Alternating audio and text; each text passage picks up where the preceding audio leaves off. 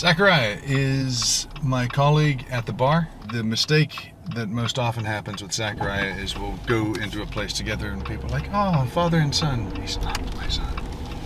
I'm not that old. Super good guy. Terrific cocktail maker and a lot of fun. So he and I are going to catch up. This is typically a place that we will go when we finish a shift to just unwind, have a beer together, catch up. I can do shit. No, not work, drive. Not drive, reverse. There we go. You.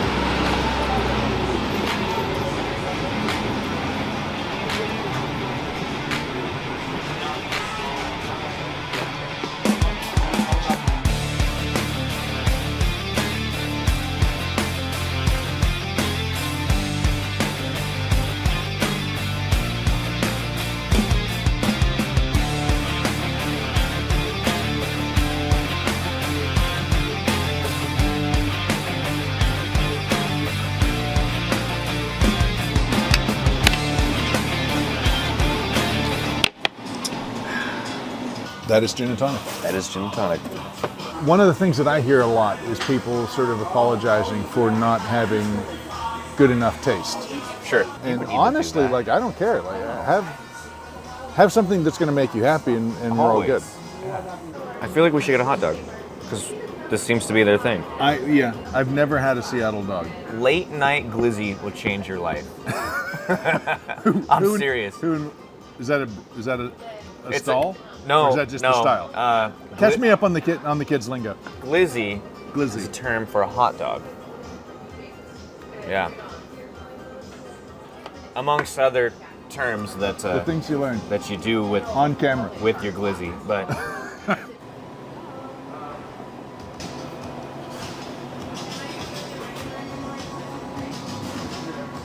when you're one person film crew. Oh, you're going hands in? I'm going hands. It's a hot dog, man. You savage. Yeah. The fork and knife is for what you know what? Lose along the way. I'm holding it. I don't do peer pressure. I'm fork and knifing it. This makes me think of Seinfeld. I don't understand a vodka. I don't understand a vodka tonic. I don't understand a vodka anything. To be honest, you're not savoring.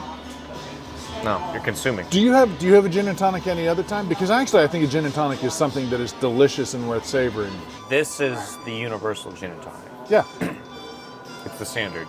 But the gin and tonic that you're talking about, it's definitely the G&T to ruin all other G&Ts. You're talking about Bradley's. Yes. Yeah. Yeah. It becomes a cocktail now. It's no longer a highball. You've elevated it. It's class, which is really cool and not common. I'm tired of people settling for mediocrity when you can strive for excellence and find something just a little bit better. Coming up next, therapy.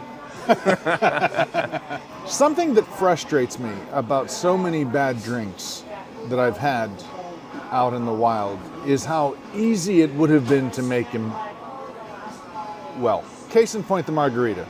It's stupid how easy it is to make that drink really, really well, and how rarely you get a well-made margarita. Yeah, like the fact that we're getting guests coming up to the bar saying, "Can I have one with lime?" Who hurt you? Yeah. Who hurt you? There's not people out there knowing how to do it right and then are just going, "Fuck it, I'll do it wrong," because it saves me time and making those shortcuts. I don't think that's happening. I think that's happening. I don't think that's happening. You and I have worked with colleagues who hate caring, who believe that the only reason to come to a bar and order a drink is to get messed up. Yeah. And I mean, I disagree with that for a start. I think that there needs to be room for everything at the table. Sure. But like, as a patron, you can't come into every space expecting that mantra, going like, "I'm here to get fucked up." Yeah. It's like, but, okay, sir, you're at the Ritz, all right? Calm down. I kind of love all levels of a G&T. You like gin, though. Yes. How often do we hear people saying, "I don't like gin, it tastes like a tree"? The pine needle taste, because they've maybe had a very juniper-heavy gin, and they've been turned off to it. Which is why I think vodka has a big boon. There's no flavor. Safe. It's safe. Yeah. There's no juniper, no botanicals. When have you ever seen a McDonald's close? right? It's safe. You know what you're getting. It is impossible to make a bad vodka soda. It doesn't have flavor by definition. Right. It's easier to fuck up a cup of coffee than it is to fuck up a vodka soda. It truly is. Yeah. I mean, like, one of my favorite jokes is like, what's my favorite flavored vodka? Gin. Yeah. Do you use a knife and fork for pizza? I will sometimes. I knew you were going to say that. I'm that fucking guy, dude. Yeah. I feel like a total prick here. So this is... I want to talk about how great it is to come to a place like this where you can just relax and like switch off your brain and just totally relax and unwind at the end of a shift, because it's exactly that sort of spot. You know, where you can have like cheese in your beard and You can have the cheese in the beard bit, but please cut that first bite. Please cut that.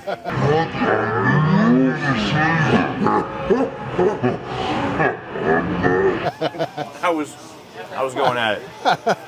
You can always count on Tanqueray and Bombay Sapphire in a bar. and usually Beefeater too. Yes. As far as reliability, I mean, there are other gins that you can argue the quality and they're, but here's the thing. Good G&T? Yeah. Yeah. Broad strokes. Yes. I've got no complaints with this gin and tonic. Yeah. And our fantastic camera person on the other side of the lens said much the same. Sort of the worst version of it is still really good. It's never coming back. You're not sending that back. No, why would you? Yeah.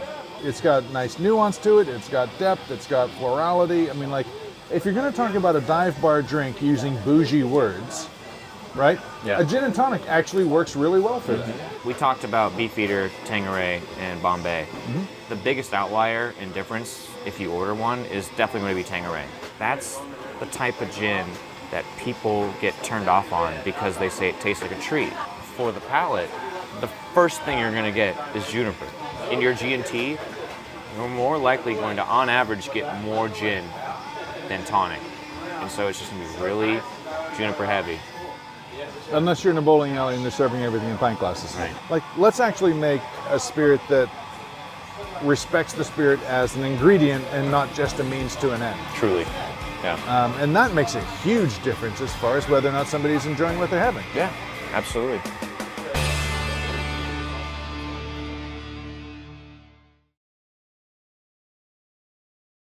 Ours is like a punch in the mouth of gin. We're assessing botanicals, which sounds like a euphemism. I feel a little bit like I've got an IKEA flat pack in my mouth. This feels like Frankenstein's lab. Like you kind of want zzz. We call it small batch gin. We bottle like 12 to 1,400 bottles at a time. To what end do you do that by hand? With rent in Seattle, the cost of product, cost for you to get products, cost of employees, distribution. Why in God's name would you do something that is aesthetic? It's fun to do this by hand. I do feel like we should taste some gin though.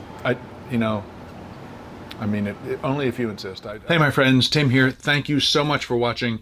I hope you liked it. And if you did, I hope that you liked it and subscribed and leave me a message in the comments. Because we're trying to get this thing off the ground. The absolute best way for us to get traction is going to be your engagement. So please do leave me a message in the comments and let me know about places to go, people to see, things to do. We're only just getting started. And deciding where this goes next is going to be in no small part down to you.